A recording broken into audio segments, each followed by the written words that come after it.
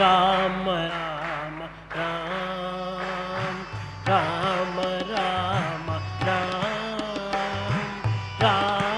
రామ రామ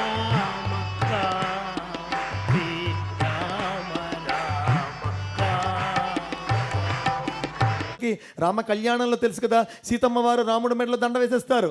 రామచంద్రమూర్తి వారికి సీతమ్మ వారు దండ వేయాలి. సీతమ్మ వారేమో పొట్టిగా ఉంటారు, రామచంద్రులు ఆజానుబాహు అరవింద నేత్రం ఆత్మాభిరామం మనసా స్మరామి.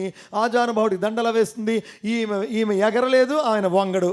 ఈమె లొంగదు, ఈయన వంగడు, ఆమె లొంగదు. ఎలా వచ్చింది పేచి అంటే ఇప్పుడు రెండు జరగవాలండి. ఎవరైనా సరే ఇంట్లో వంగవలసింది లొంగవలసింది భర్తే, అది మాత్రం సత్యమైన విషయం. అయితే అప్పట్లో వంగలేదు, అప్పుడు కనుసైగి చేశాడు ఎవడికి? లక్ష్మణుడికి. అయితే నువ్వు కొంచెం ఎత్తన్నాడు, భూమి ఒక్కడిని ఇలా అన్నాడు. జాగ్రత్త అండి, ఇలా అన్నాడు. ఏంటి అర్థం ఏంటి? భూమిని ఎత్తమన్నాడు. ఓరేనైనా ఒక్కటి ఎత్తడం కుదరదురా, సీతమ్మ మొత్తం ఎత్తియాలన్నాడు లక్ష్మణుడు. అప్పుడు ఏం చేశాడు? ఏదో ఒకటి చెయ్యని అంటున్నాడు. అంటే మొత్తం మీద తల దించి తగ్గేదే లేదు. అక్కడ వచ్చింది ఆ డైలాగ్, ఇక్కడిది కాదు. అక్కడిది త్రేతాయుగం డైలాగ్ అది. దాన్ని వాడేసుకొని ఇప్పుడు క్యాష్ చేసుకొని కోట్లు గడించేస్తున్నారు. కాబట్టి గురువుగారు తగ్గరు. మీరు నమ్మండి, మీరు నమ్మకపోండి. భగవంతుడు ఎవ్వడి దగ్గర తల దించలేదు, తల వంచలేదు, స్వామి తగ్గలేదు. నిజంగా ఆ రాముడు నిజంగా తగ్గలేదనడానికి, ఎవరి దగ్గర తల దించలేదనడానికి, ఎవరి దగ్గర ఒంగోలేదనడానికి చాలా ప్రాధాన్యతంగా స్వామిని మనం పోల్చుకుంటే అనేకమైన దృష్టాంతాలు మీరు అబ్జర్వ్ చేయండి. ఎవరైనా దేశాధినేత అయినా, ప్రెసిడెంట్ అయినా, రాష్ట్రాధిపతి అయినా, సీఎం అయినా, పిఎం అయినా, గవర్నర్ అయినా, ఎవరైనా సైంటిస్ట్ అయినా, ఎవరైనా స్వామి దగ్గరికి రావాల్సిందే తప్ప స్వామి ఎక్కడికో వెళ్ళినటువంటి సందర్భాలు చాలా చాలా చాలా అరుదు. గమనించాలి. అప్పుడు ఏం చేసేట, మరి లాభం లేదని లక్ష్మణ స్వామి ఏం చేశారు? లక్ష్మణుడు చాలా చాలా చాలా తెలివైన వాడు. చటుక్కున వెళ్ళాడు, రామా అని పాదాలు పట్టాడు. అప్పటికి రాముడు ఒంగోలే, లక్ష్మణ సుఖీభవ అని అన్నాడు. లేవలేదు, ఇంకా లేవలేదు. లేనాయన అని వంగున్నాడు. చట్టుకుమని వేసిన అమ్మవారు మెడలో దండ. అంటే ఎంత తెలివైన ఆవిడ అంటే, ఈ ఆడవాళ్ళ తెలివితేటలు త్రేతాయుగం నుంచే ఉన్నాయి. ఈ యుగం నాటివి కాదు ఈ తెలివితేటలు. త్రేతాయుగంలో అమ్మవారు నేర్పించిన తెలివితేటలు యొక్క ఆ తెలివి మహిమ ఇప్పుడు మనం అనిపిస్తూ ఉన్నాం.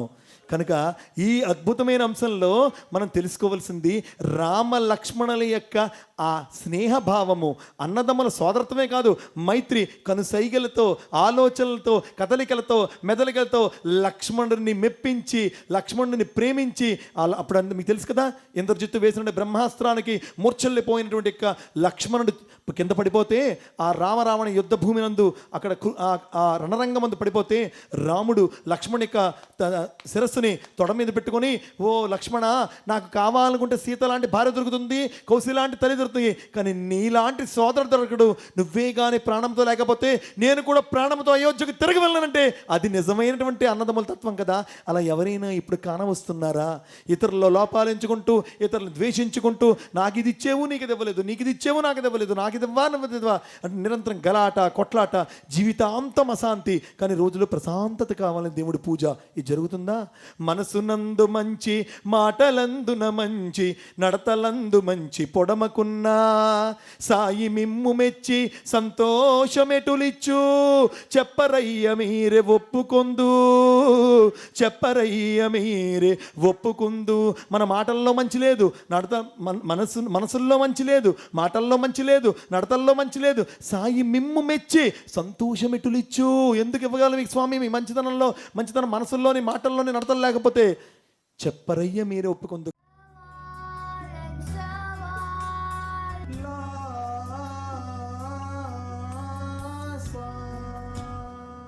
Like this video, share this video and subscribe to Lhasa Foundation YouTube channel and click on the bell icon for notifications.